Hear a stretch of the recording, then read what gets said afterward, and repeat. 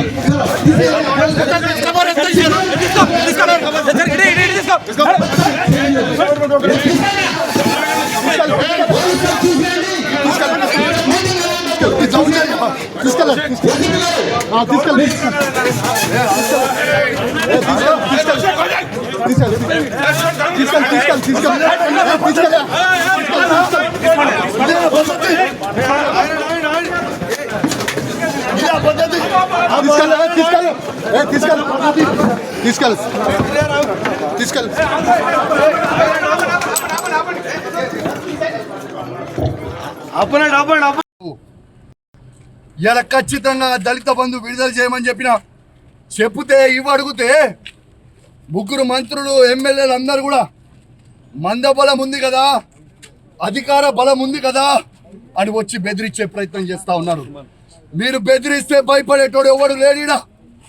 ఖచ్చితంగా కేసీఆర్ గారి పక్షాన మేము నిలబడతాం. కేసీఆర్ గారు ఏ విధంగా అయితే రైతులకి 1,00,000 కోట్లు ఇచ్చిండో మేము రైతుల పక్షాన నిలబడతామని మాట ఇచ్చాం. అదే విధంగా మేము మాట ఇచ్చినట్టు నిలబడతా ఉన్నాం. ఎందుకు ఈ దౌర్జన్యం అని అడుగుతా ఉన్నాను. మంత్రులు ఎమ్మెల్యేలు అధికారులు సాక్షిగా నేను ఒక ఎమ్మెల్యేగా ఉన్నా ఎట్లా బయట పట్టుకొని నూకేస్తున్నారో ఒక్కసారి మీ అందరు కూడా చూడండి విజ్ఞప్తి చేస్తాను. ఒక దొంగ అయినా జగిత్యాల ఎమ్మెల్యే డాక్టర్ సంజయ్ ఎట్లయితే అమ్ముడు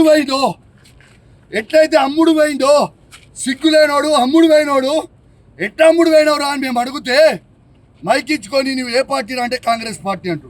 మరి నిజంగా నువ్వు అంత పొగనువే అయితే డాక్టర్ సంజయ్ జగిత్యాల ఎమ్మెల్యే నువ్వు రాజీనామా చేయి. అదే కాంగ్రెస్ బీఫామ్ మీద గెలిచి చూపి చాతగాని దద్దమ్మలాగా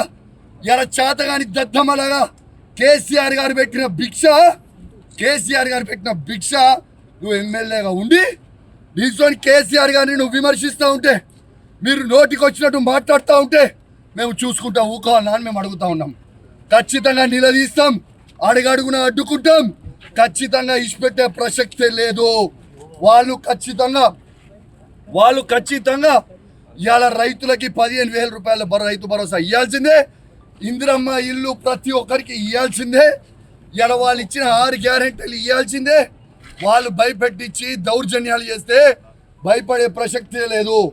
ఖచ్చితంగా వాళ్ళు ఇచ్చే 6 గ్యారెంటీల హామీలు ఖచ్చితంగా వాళ్ళు ఇచ్చే వరకు వాళ్ళని ప్రశ్నిస్తూనే ఉంటాం. 420 హామీలు ఇచ్చేవరకు ప్రశ్నిస్తూనే ఉంటాం. మీరు కేసులు పెట్టి మమ్మల్ని ఇబ్బంది పెట్టి భయపట్టియాలనుకుంటే మీతోని కాదు, మీ తాత జేజమ్మతో కూడా కాదు అని చెప్పి అధికారులకు కూడా చెప్తా ఉన్నాను, హెచ్చరిస్తా ఉన్నాను. తస్మాత్ జాగ్రత్తగా ఉండుర్రి. మీరు ఇష్టం వచ్చినట్టు మీరు చేస్తా ఉన్నారు.